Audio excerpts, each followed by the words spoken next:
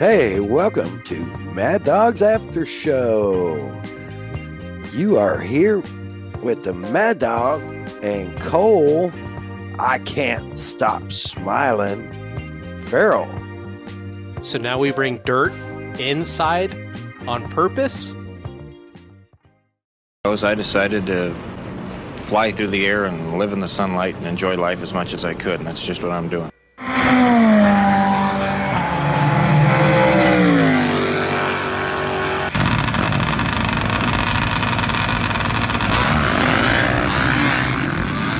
Okay, it's happening.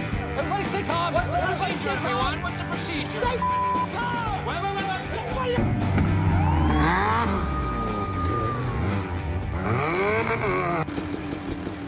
Dude, how inspiring are those words from the great Evel Knievel?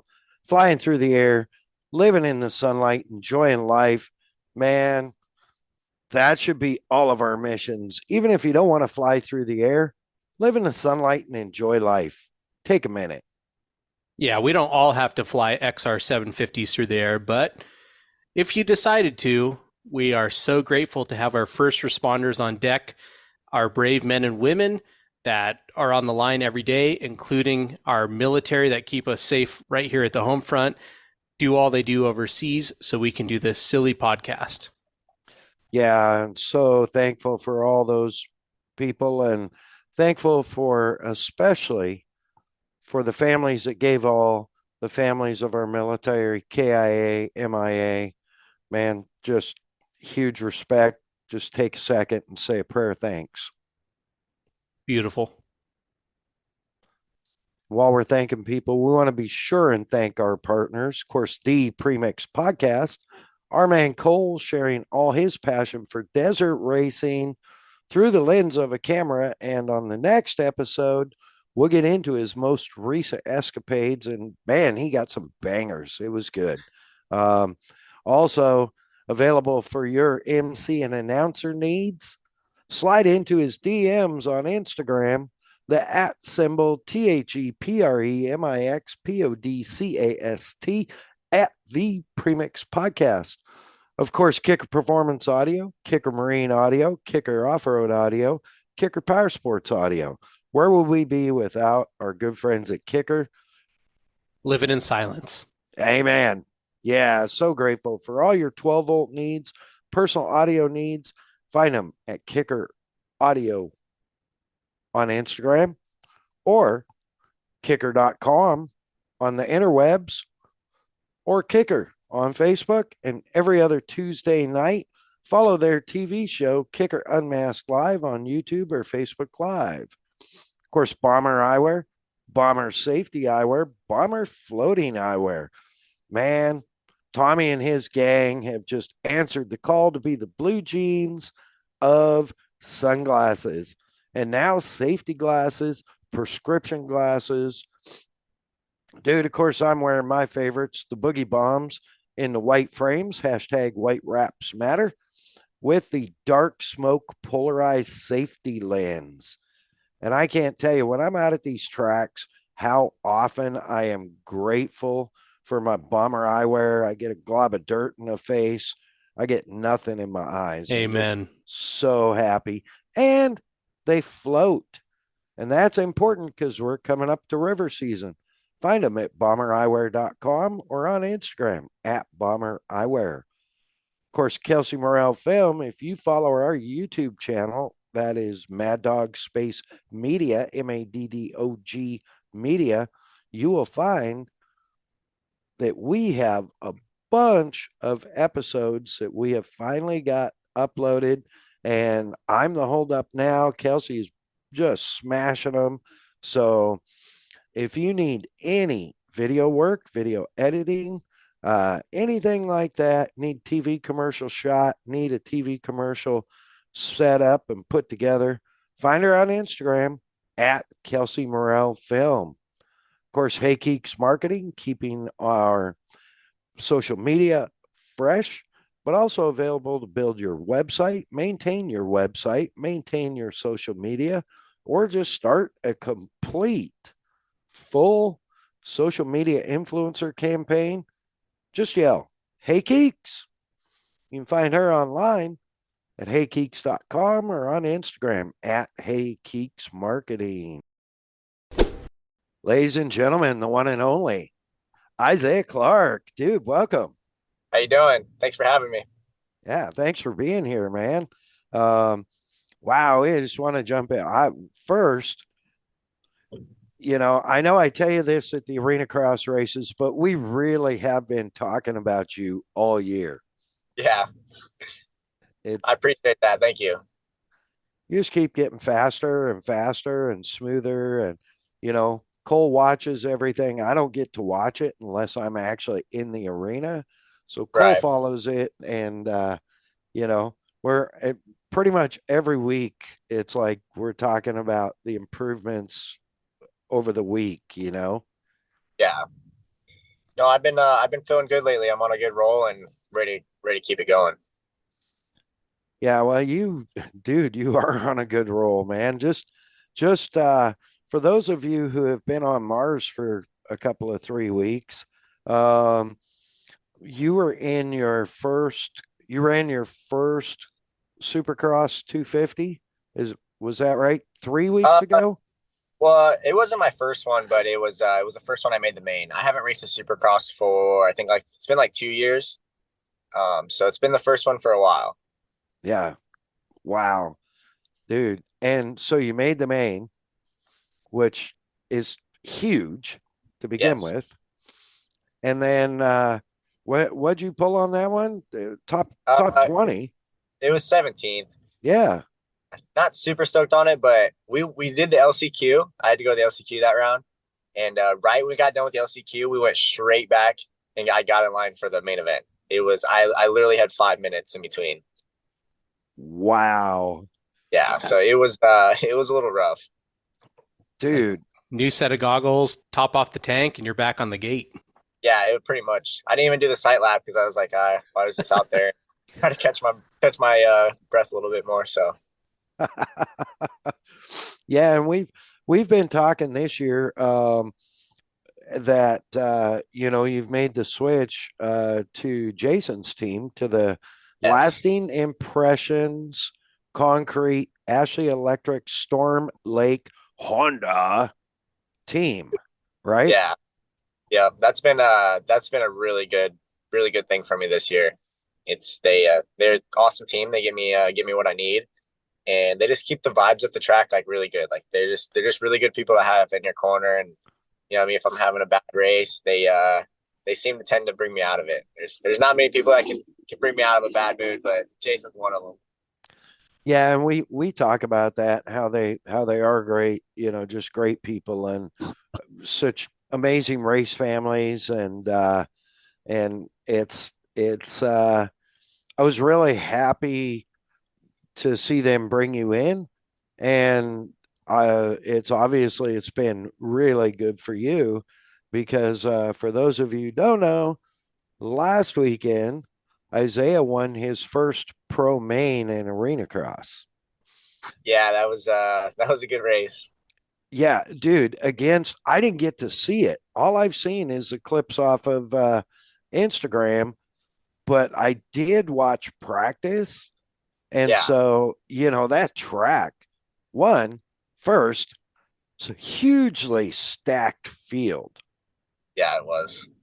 I mean, like when guys like Izaih, KP, KB, Brees, I don't think KP or Brees even qualified in the top 10, did they? I'm not sure. I know I didn't. I qualified 13th, and quite frankly, I was after practice, I was pretty mad. I was like, what am I doing out here? I'm not riding very well. Tonight's gonna be a terrible night. It turned out to be all right. I'd say, yeah. What'd you end up pulling? A 1-4? Yeah. Yep. I was working my way up in the second main a little bit, but little mistakes and some lappers and stuff and drop back. So yeah, it wasn't bad. Yeah, and that's one thing with Arenacross that maybe people don't really realize. I mean, you guys are running what were you running? 24s? I'd have to look. I think it was 23. It's like high 23. Yeah. So it's one of the quickest tracks we've had this year. Yeah. And when you're running the amount of laps you're running, if you're running up front, dude, you're into back markers. Whether they should be there or not, that's a whole nother discussion. But you're running into back markers that are by lap 6, lap 7, Yeah. before It's the pretty, crossed flags. yeah, it's actually really crazy with like, especially that track. There's so like, it was so easy to make mistakes. The track was super gnarly. It was like an outdoor track indoors. And it was eating people up. So we were hitting lappers, and most time I didn't know if I was racing the dude, or I had a few lappers start racing me, and I was like, oh man, they're gonna put me down. And I was up there and I was doing decent. But yeah, it was definitely super hectic. Well, that was my next question is how much like do you worry about that when you're riding? Because Cole and I both know that some of the guys that get lapped early on um, aren't maybe even jumping the finish double. Yeah, especially at that one, the ruts were pretty gnarly up the face. So they're like, most people were rolling it every once in a while, and that definitely throws the whole flow of the track off and the flow of the race. Yeah, for sure. But dude, it was from what I've seen, I know Cole watched it, but from what I've seen, that was an incredible run because you came from the back row to win it. Yeah. Yeah, yeah. I started on the back row. I just started on the back row both mains because I had trouble in my heat race, and I didn't even make it out of the heat race. And so yeah, I just figured I was like, that's kind of when it clicked. I was like, all right, back row. I just got to send it. So we got her done. Yeah. Well, then with the inverted start, yeah, put you on the back row twice. At least you had the Yeah. experience on the back row to begin with. So maybe you were able to get through it a little faster than some of the other guys.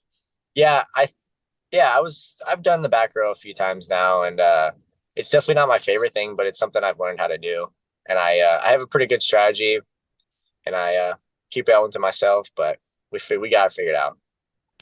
Yeah, you guys really do. And I want to give a shout out to your bike chief because Cole has kind of temporarily retired from racing and become a bike chief. So I want to give Yeah. a shout out to your bike chief that I have nicknamed officially T-Rex. T-Rex. I Yeah, like it. that's actually we call Cole's the Terex because he's got little short arms, and he rode a KX 500. So, but No, yeah, serious. Where I was going with that was serious shout out to T-Rex, um, because he does a great job of keeping you dialed, um, and it seems like he's good at getting the bike where you want it, where you're comfortable with it. yeah, he big shout out to him. He definitely helps me out a ton. Definitely gets the bike ready, does what needs to be done, and yeah, definitely a huge part of my program. Yeah, for sure. And a great guy. I mean, at some point he'll hit puberty and be able to grow a mustache and a beard, but I Yeah, he's a little young, but no, he knows how to work bikes. well, and that's the whole thing. It doesn't really matter if he can get the bike where you want it. Yeah. Dude, makes no difference. So, but yeah, a heck of a run, dude. And I want to touch on this. I know we don't like to talk about this kind of stuff, but what was it? Reno was it qualifying in the whoops where you wadded? Oh, it was the first heat in Reno. Yeah, you scared the shit out of me. Cole and I actually talked about that because you came back and smoked them in the semi. Yeah, yeah. I just got a little excited. Those whoops are really weird there. Like the starter whoop and then the first whoop are really big, and then all the other whoops are really small. So it was like I was trying to like jump over the first whoop, and then really get on top and go. Well, then like when I jumped over it, I'd kind of I'd hang my back wheel up, so we'd push my front end down.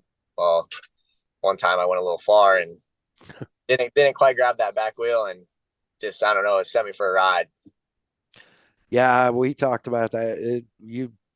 I think, I told you later, and I said it on the podcast when we recapped Reno. I was like, dude, you scared the shit out of me. I was worried about you. Yeah, I rolled out of it pretty well. So I got my wrists pretty good. Like my wrists, they're still sore.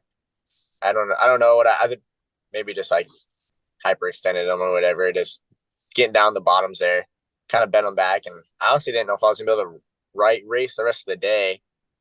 But got back up and I was fine. And then the next morning was pretty rough because it was the double header, and I crashed on the day. So yeah, the second day I woke up and I was like, I can't race. And I don't know, took some ibuprofen, took a shower, got loosened up, and then I was like, well, I'm gonna try it. Yeah, and you had an okay night round 2. Yeah, I think I went like 4-5, which it was pretty stacked that round. And I thought it was 4-4, but I think Bitterman ended up getting me that last one. oh, okay. So Yeah, your teammate. I want to, we still need to talk about Daytona Supercross. But I want to jump back real quick because you were talking about the track rutting up and stuff. And yeah, dude, right from literally Thursday when I was in there, I managed to watch some of the amateur stuff. And you can ask Cole how many pictures of the track I sent him and videos. Because I was like, oh, these guys, what did I send you, Cole, after that? What did I say? I mean, you said a lot, but it looked brutal. I mean, it was basically, we were joking because it was halfway between Arenacross and Endurocross at that point, how sandy it was in that arena. it was gnarly. Yeah. I said this could be real, like this could make for a real interesting pro night and definitely a point shakeup, which it ended up being that way. I mean, not just 1-2, but also you closed up on your teammate significantly. You guys are like third and fourth by 2 points or something now. 1 point. 1 point. 235 to 234. Yeah. Yeah, and it's crazy because I guess everybody had to ride the same track. Yeah. Right. So obviously, you did a much better job of adapting than a lot of people. And, the track was, I mean, the track conditions, I mean, Vernon worked his butt off to try and keep it good, I think. That's VMAC Tracks to do everything he could. But I believe it was a lot more sand content than they anticipated when they ordered the dirt.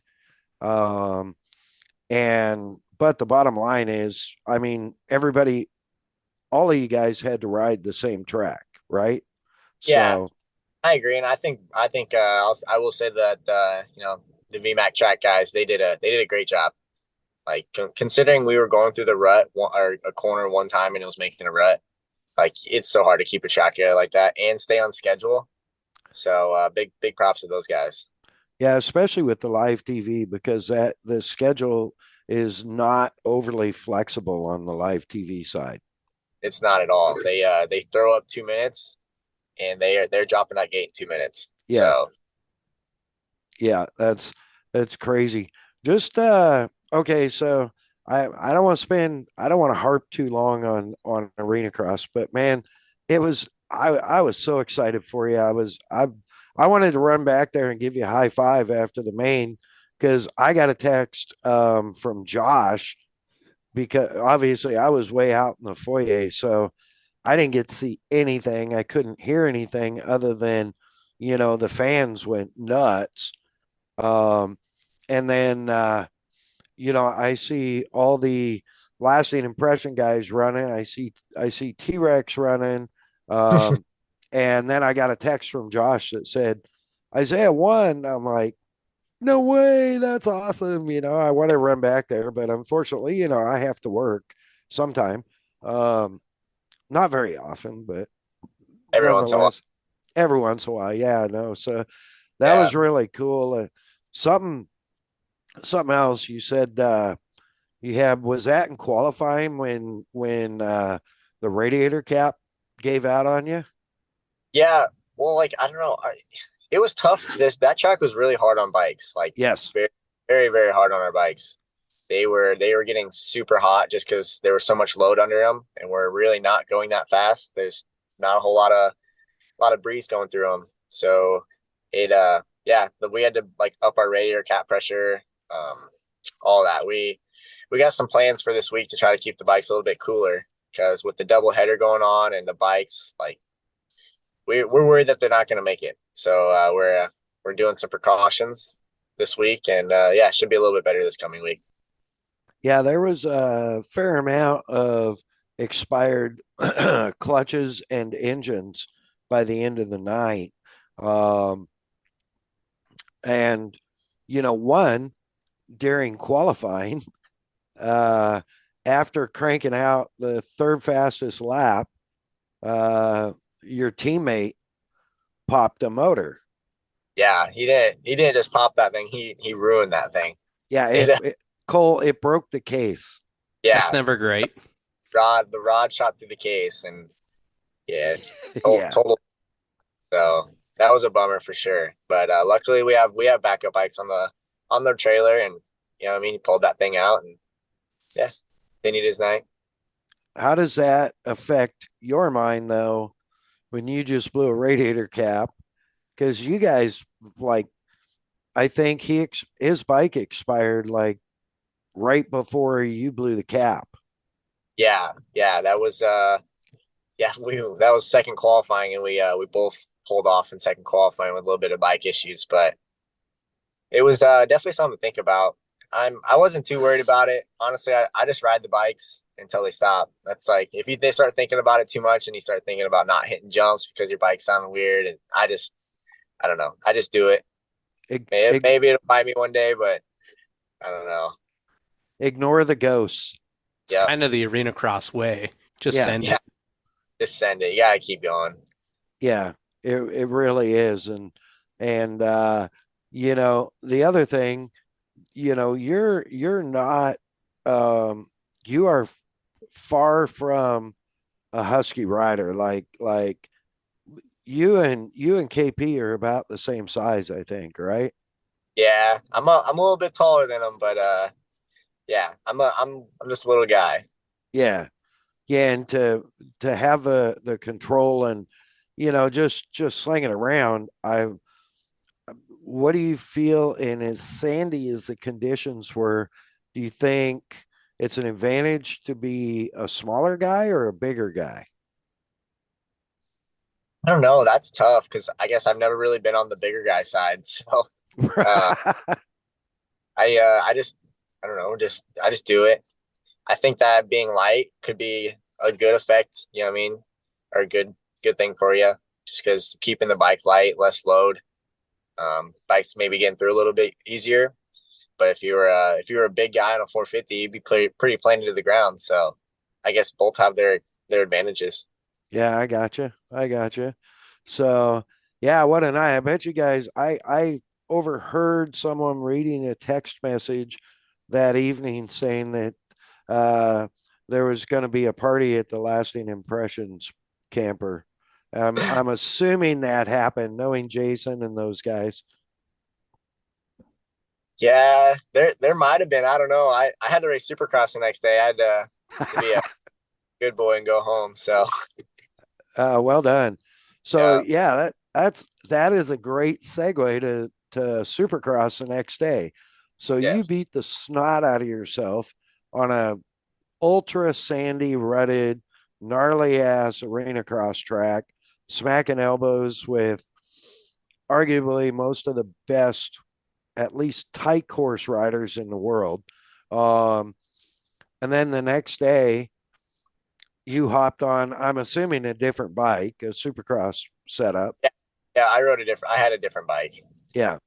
So, but you hopped on and you got out and just walk us through. Well, you had great results, but walk us through like the whole thing.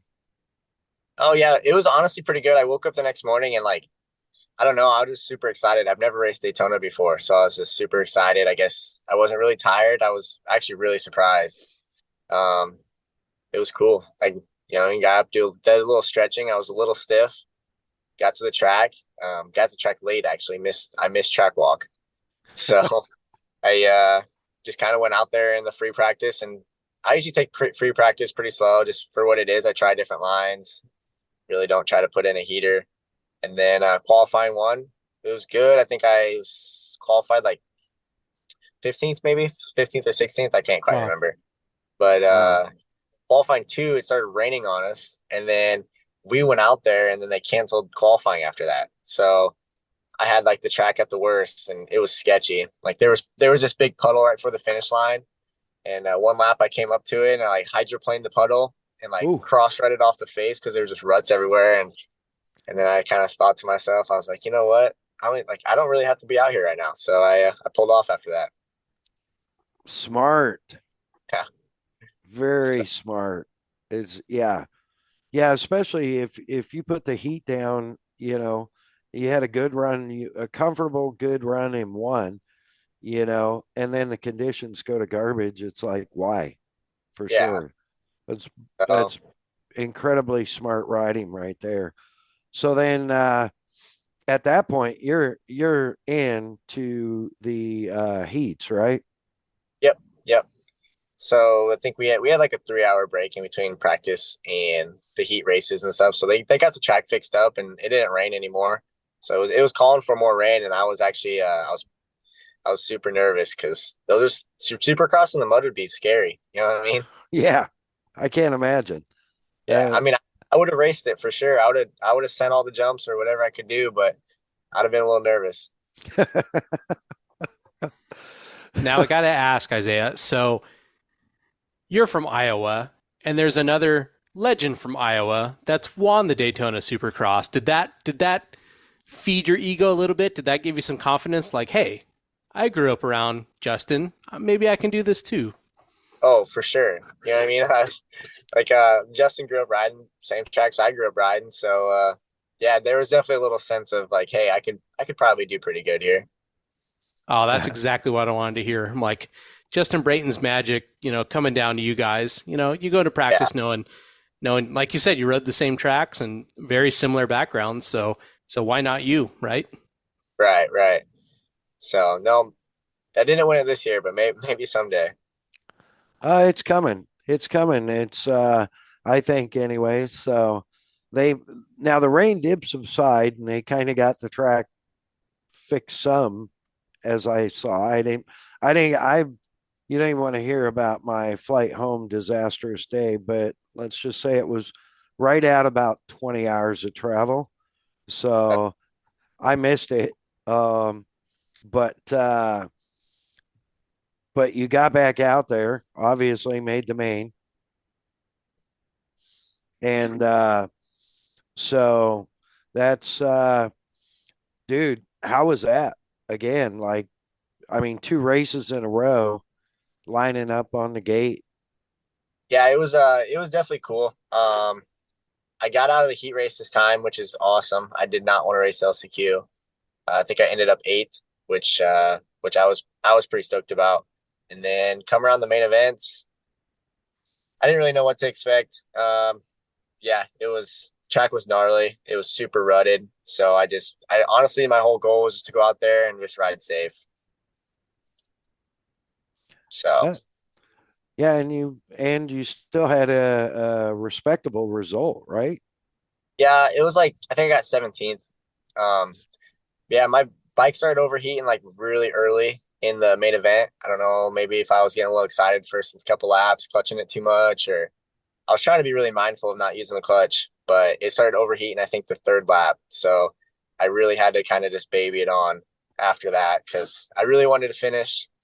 And, I mean, the pace I was going, I don't know if the bike would have lasted. I was just nervous about it. Well, go ahead, Cole. So to me, you're not somebody who beats up equipment. You're not somebody who's roasting clutches all the time. Was that strange to go from Arenacross Q2, bike's getting hot, obviously had a good night, and now you're in Supercross and the bike's getting hot again? Are you just like, man, screw Florida and like their terrain because you're just beating my bikes up? Or, I mean, what's that like? Yeah, I don't know. I was talking to my mechanic and I was like, dude, why are the bikes overheating so bad? Like I was lost, but obviously it was muddy. You're doing a lot of tight turns and there's a lot of load on the bike coming out of the turns. So, I mean, I get it. Bikes are overheating. We got definitely a learning experience, something new for the team. And we're getting it all dialed in this week. So shouldn't have that problem anymore. Yeah, and on top of it, had a great and smart and safe run at Daytona Supercross. I mean, Daytona is one of the greatest places for any kind of racing across any venue. That whole, Daytona, Sebring, Supercross, NASCAR, IMSA. I mean, it's just it's like a area of racing royalty. You know what I mean? Watching opening ceremonies from, down by the gate and stuff, it was definitely pretty cool, humbling experience. It's just something I always looked at. Like I've always watched as a kid. I've went and watched Daytona a few times younger, and being in that position, I was definitely pretty grateful to be there. And just thinking about it all, as a kid, that's something I wanted to do. So it was really cool. Yeah, and man, I can't even imagine, the childhood dream, and you're like there, and you're like, you know what, all these guys, like, I'm as good as all these guys. Yeah, I've got these guys covered. Given the right conditions, you've got pretty much any of those guys covered, I feel like. I mean, 17th in the prestigious class in the World Center of Speed. That's nothing to forget. Yeah, and 17's definitely good. I definitely want to do better. I wanted to do better there because I did 17th last weekend to 17th this weekend. That's kind of made a lateral move. I like just keep going up. So we're definitely pushing for more. Yeah, and we've talked about that and seen that in Arenacross this year.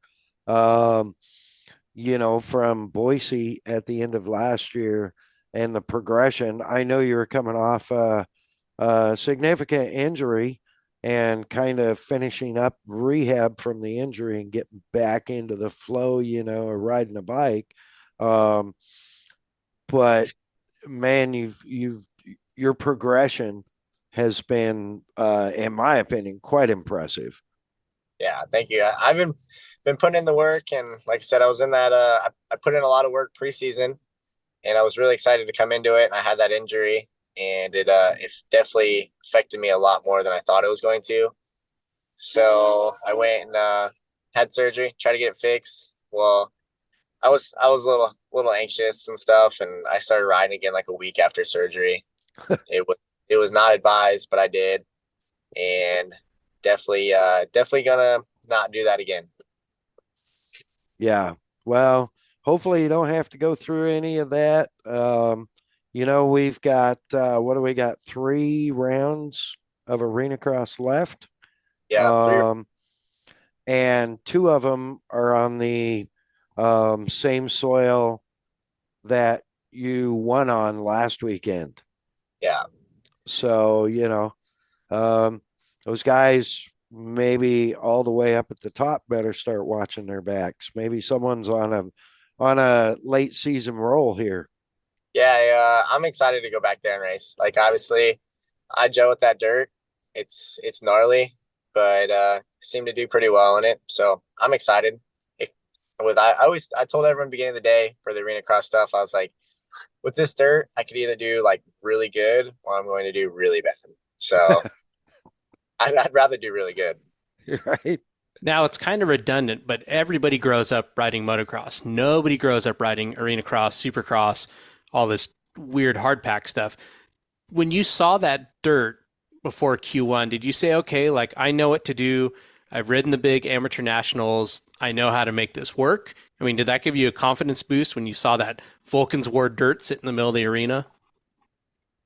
Honestly, that dirt was really weird. It was soft and it looked like it had a lot of traction, but it had like no traction at all. So going out there, I was pretty confident. And then I got done with my qualifying, my free practice, and I was like, well, the track's a lot different than I thought. And then qualifying one, like 13th, and kind of stayed there. So that was definitely a little discouraging in my part, but I don't know. It was weird. I went out there and I put in consistent laps in qualifying. Like I didn't have any like super heaters, but I just had consistent laps. Like I just motoed the qualifyings honestly, because I knew that it didn't really matter the qualifyings. You know what I mean? If I could just figure out how to moto this track, it'd be a lot more beneficial than getting a good time and a gate pick. So yeah, just went out there and motoed and just motoed every line. So did you bring it into your crew chief and just say, your mechanic, and say, hey, soften everything up because this is not what we thought it was? I left everything the same. I left it stiff. It's just what I've known, like you get so comfortable with the setting, and yeah, so I didn't change anything at all. I just rode it. Man, that's Wow. rare. That's rare. Everybody wants to blame the bike first. So the fact that you're like, leave it alone and I'll figure it out. Yeah. That's very commendable. I tend to want to do that more. It's, I mean, I'm the biggest variable on a dirt bike. Dirt bikes, they'll stay the same pretty much. You know what I mean? Like if I can just change myself, it's more beneficial for me. And that's what I've learned with myself anyway. Wow. That's that is having been a racer and been a crew chief, not necessarily a bike chief, but a crew chief for years, in all sorts of disciplines. That's impressive. That's really impressive. Like riders and drivers don't go, nah, don't touch it. I'll figure it out. Like, Yeah. that just doesn't happen, man. No. Well, like, don't get me wrong. Like there's certain times I'll be like, oh, I feel like my sag's a little bit off or this or that. But for the most part, I just like leaving the bike how it is. Yeah, I just meant like, especially for a track like that, that's like you said, it was, you went out and it's like, oh, this is nothing like I expected. T-Rex, just leave it. I'll figure it out. Yeah. I mean, Yeah. come on. I mean, you go out there in the track that one time and you're searching for that same feeling, but you go and change a bunch of stuff in between qualifyings. You're never going to find that feeling. I mean, maybe you get lucky sometimes, but it's better just to keep riding it and I'll figure it out. That's pretty freaking brilliant. I wish you could tell more people that, not necessarily your direct competition, but just, I like the bike how it is. I'll figure out the track. That's so rare. I'm just laughing about how rare that is. Yeah. I hope I could stay that way. Hope, maybe someday I'll change and get a little more picky, but right now we're just riding. That's rad, dude. I mean, that's freaking awesome. Like, it's a great attitude, and it's impressive because you're able to make the physical adjustments that you need to make, and it takes the stress off the team, for one, off your bike chief, and really puts it on you. But then you're like, nah, I'm just riding. Yeah. I don't know. I put a lot of pressure on myself, especially like at the beginning of the year, coming off that injury and stuff. There was a new team and everything.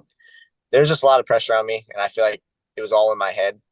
And I kind of just had a little talk with myself and realized that I'm just here to ride dirt bikes, and everything's been on the uphill since then. So I've been racing good and just trying to keep the pressure off and just enjoy being at the races. Yeah, and that's one thing, I know we're pushing time, and I want to get you out because I know it's after 10-year time It's a little after 9:30. after 9:30. Okay, yeah, I know it's you got stuff to do and you're young and you're in Daytona Beach. So but yeah, man, that's just like literally so impressive and such a great attitude. And you really have improved this year and made a lot of changes, and that's, I'm sure, not just bike or bike chief or race team or anything. That's also you. So well Yeah. done there, Thank and it's that's just I'm still laughing. I'm still in awe about, yeah, just leave it. I'm gonna ride it. I'll figure it out. Like that. I got Usually, nothing. usually I just change sag a little bit depending how tight the track is, and then that's honestly all that's what I try to touch. Only thing I try to touch is just sag. So yeah, Nice. it's pretty good. It's been working, so I'm gonna try to keep doing it. Awesome. Now, okay, so we know we've got uh Friday, Saturday, Daytona Yep. Beach, Arenacross Championship presented by Kicker Audio, both nights, round 11 and 12. Yep. And then what do you have another Supercross hit before we hit Vegas or? Yeah, I got some stuff planned. I can't quite remember which ones are in between there. I didn't really know if I was gonna race a bunch of Supercrosses this year.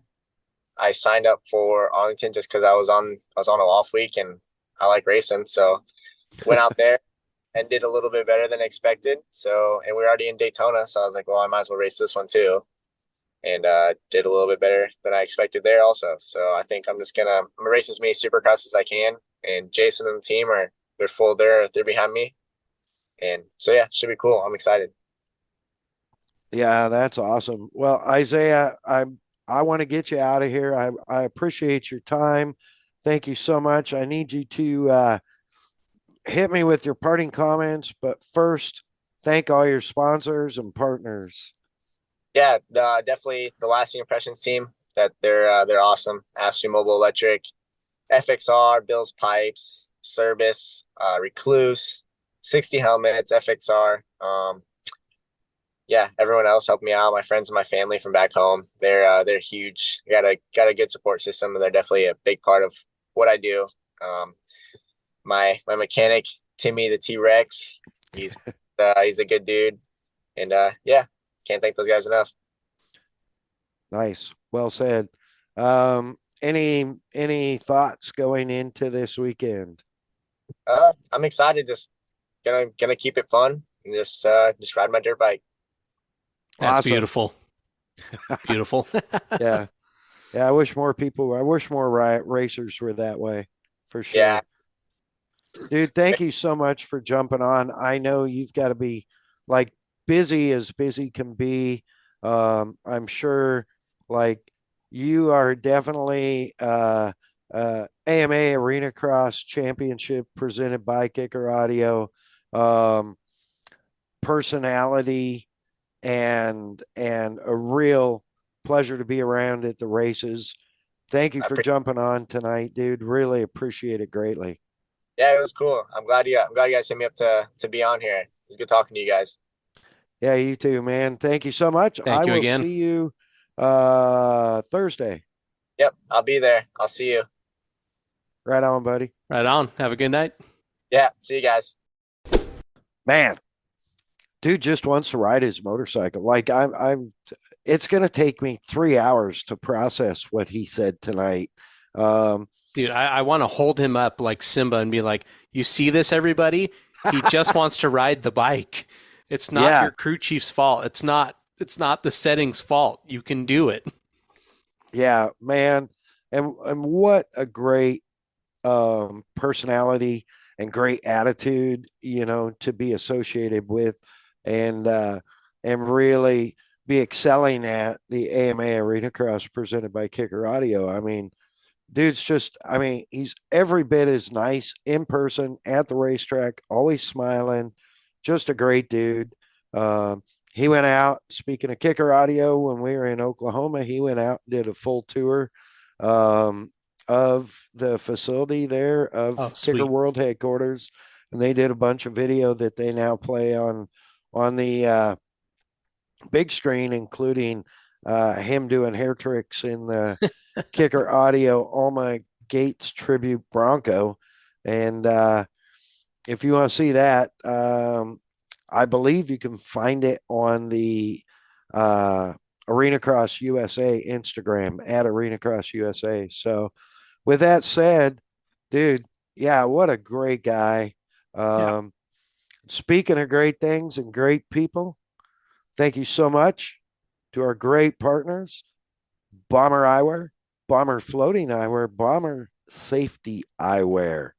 Find them online, bombereyewear.com, or on Instagram at Bomber Eyewear. Of course, Kicker Performance Audio for all your 12-volt needs, whether it's marine, boat, your side-by-side, your motorcycle, your Harley, ma'am, whatever you need, or true wireless earbuds, Bluetooth earbuds, Bluetooth headphones, personal audio. Hit them up, kicker.com, on Instagram at Kicker Audio, on Facebook, Kicker, every other Tuesday night on YouTube and Facebook Live, Kicker Unmasked Live, 7:30 Central.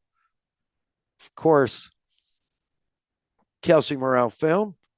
Check out our YouTube channel, MAddOG, MAddOG Media. And I think we now have the first 9 or 12 episodes up. Check them out. If you're liking what you hear, go back to episode 1 and watch episode 1, because we were just learning and it was interesting and it was fun, and man, we've made some gains, let's just say. Maybe. Of course, Hey Keeks Marketing, taking care of our social media templates, our artwork, business card design, all things like that. Find her online, Hey Keeks Marketing, or on Instagram at Hey Keeks Marketing.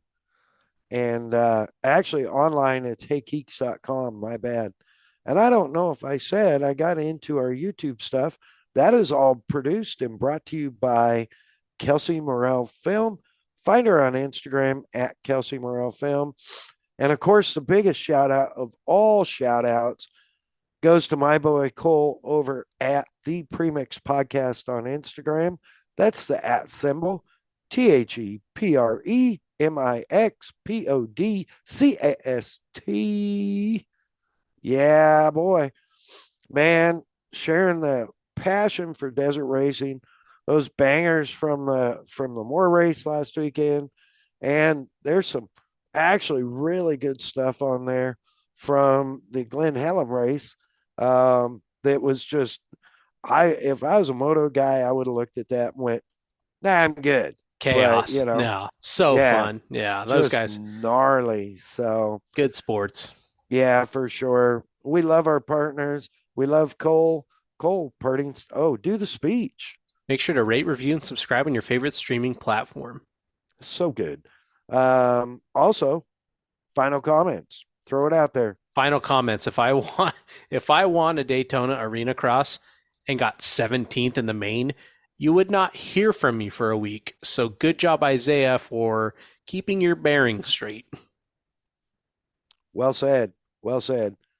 I have special thanks, Lasting Impressions race team, technically the Lasting Impressions Concrete, Ashley Mobile Electric, Storm Lake Honda race team, Jason.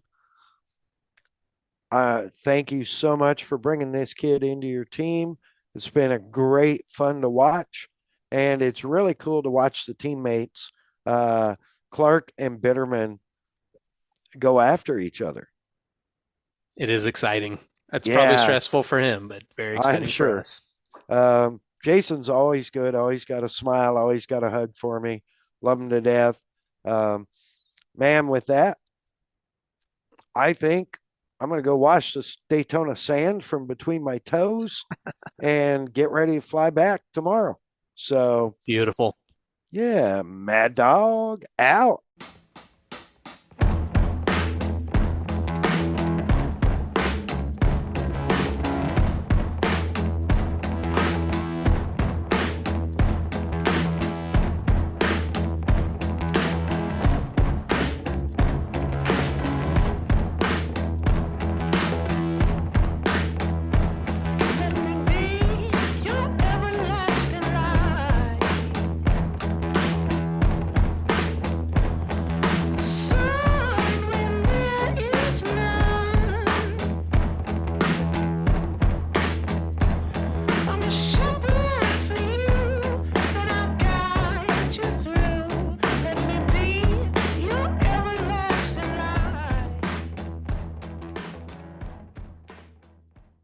Robbie, That's how you do the podcast.